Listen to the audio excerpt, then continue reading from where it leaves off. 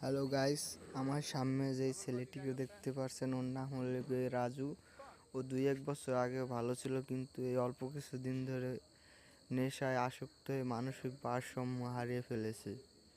আপনারা সবাই ওর জন্য দোয়া করবেন, ও যেন মানসিক ভারসাম্য ফিরে পায়। মানসিক ভারসাম্য হারিয়ে দেখুন কিভাবে ছোটাছুটি করছে।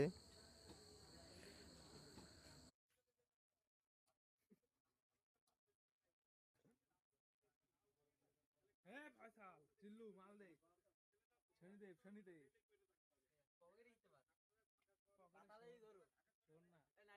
ওম নমঃ শিবায় পকেটে কি তোর?